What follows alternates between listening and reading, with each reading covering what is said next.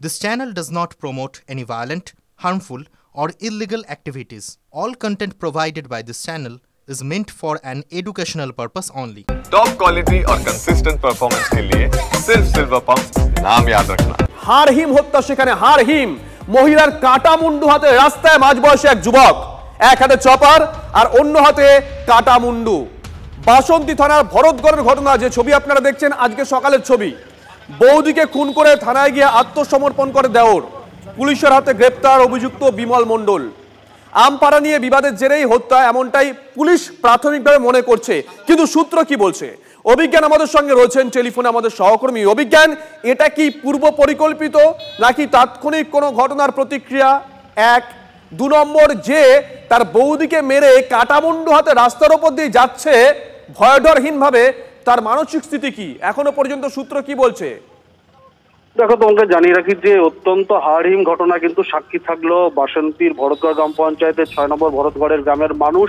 সাত সকালে যেভাবে স্থানীয় বাসিন্দা বিমল মণ্ডল তার বৌদি সতী মণ্ডলকে ধারালো অস্ত্র দিয়ে কুপিয়ে কুপিয়ে তার দেহ থেকে তার গলা যেভাবে আলাদা করেছে, এবং তারপর শুধু তাই নয়, তার কাটামুন্ডু নিয়ে যেভাবে রাস্তায় বাসন্তী ঝড়খালি রাস্তা দিয়ে হেঁটে একেবারে থানার অভিমুখে যেভাবে গিয়েছে, ফলে স্বাভাবিকভাবেই যে প্রবল আক্রোশবশত কারণে খুন, এটা কিন্তু পরিষ্কার।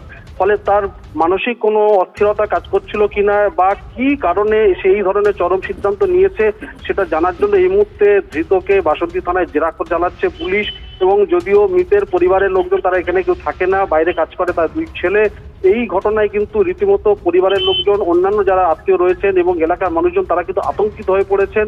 স্বাভাবিক কারণেই ইতিমধ্যেই পুলিশ ঘটনাস্থল থেকে মৃতদেহটি উদ্ধার করে নিয়ে বাসন্তী থানা নিয়ে আসা হয়েছে।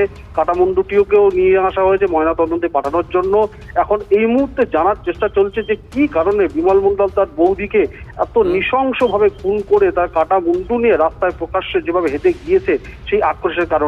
যদিও গ্রামের সকালের দিকে আমরা যেটা জানতে পেরেছি যে আমপাড়া নিয়ে একটা বিবাদ সেই কারণেই হয়েছে। ফলে আমপাড়া বিবাদ না অন্য কোনো কারণ রয়েছে, এই অস্ত্র কোথা থেকে পেল? এবং এই যে অভিযুক্ত বিমল মণ্ডল, যাকে পুলিশ ইতিমধ্যে অ্যারেস্ট করেছে, এর আগেও কোনো অপরাধের অতীত রয়েছে?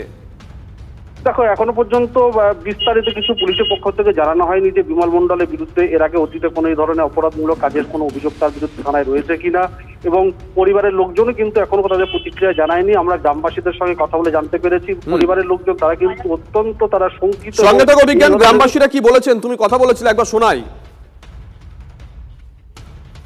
দেখেছি যে একটা মানুষ একটা মহিলাকে মুন্ডু কেটে নিয়ে রাস্তার উপর দিয়ে খোলা তরোয়াল নিয়ে হাতে চুল ধরে নিয়ে আসছে, এ পর্যন্ত দেখলাম আমরা। দেখে তারপরে থানায় খবর পেলো, থানায় গিয়ে আবার লাশ উদ্ধার করলো, উভয়কে অ্যারেস্ট করলো। ওনাকে কোনোদিন ঘটেনি, আজকে নতুন ঘটলো। এই মানুষ সব আতঙ্কে রয়েছে।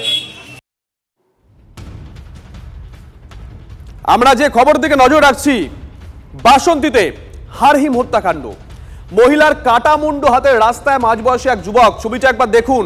বৌদিকে মেরে তার মুন্ডু হাতে নিয়ে রাস্তা দিয়ে হেঁটে চলেছে এক যুবক, সোজা পৌঁছে যায় থানায়। পথ চলতি মানুষ তারা রাস্তায় দাঁড়িয়ে দেখেন যুবকের এক হাতে রয়েছে একটি ধারালো অস্ত্র, সম্ভবত এই অস্ত্র দিয়েই খুন করা হয়েছে, আর বাঁ হাতে রয়েছে তার বৌদির কাটা মুন্ডু।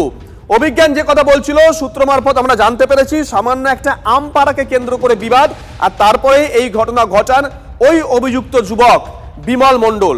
কিন্তু অতীতে তিনি কোন রকম অপরাধমূলক কাজকর্মের সঙ্গে যুক্ত ছিলেন কিনা এখনো পর্যন্ত পুলিশের তরফ থেকে তেমন কিছু জানানো হয়নি, এবং তার পাড়া প্রতিবেশী যারা আছেন তারাও এই বিষয়টা নিয়ে মুখ খোলেননি।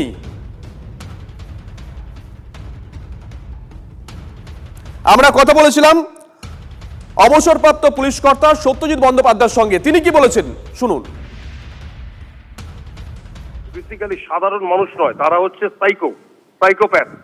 তারা বেসিক্যালি এরকম ভাবে কোনো লোকের পক্ষে একটা মহিলাকে গলা কেটে তার মুন্ডু নিয়ে ঘুরে বেড়াতে পারে না, এটা সম্ভব নয়। এর সাইকোপ্যাথ নাম্বার 1। কিন্তু সাইকোপ্যাথ বলে তো আইনে কিছু নেই, কেউ ছাড় পেয়ে যাবে। এই কেসটা যদি ইনভেস্টিগেশন করে চার্জশিট দেওয়া যায়, 15 দিনের মধ্যে চার্জশিট হওয়ার কথা। আমাদের সঙ্গে এই মুহূর্তে সরাসরি টেলিফোনে রয়েছেন মনোবিদ স্মরণিকা ত্রিপাঠী। স্মরণিকাদি শুভজিৎ রয়েছি। আমরা যে ছবি দেখাচ্ছি আজকে বাসন্তীর ছবি, যে খবর আমরা পেয়েছি মাঝবয়সী এক ব্যক্তি সামান্য আমপাড়াকে কেন্দ্র করে তার বৌদির সঙ্গে বিবাদে জড়িয়ে পড়ে, বৌদিকে খুন করে, তারপর বৌদির কাটামুন্ডু হাতে বেশ অনেকটা রাস্তা পেরিয়ে থানায় গিয়ে উপস্থিত হয়।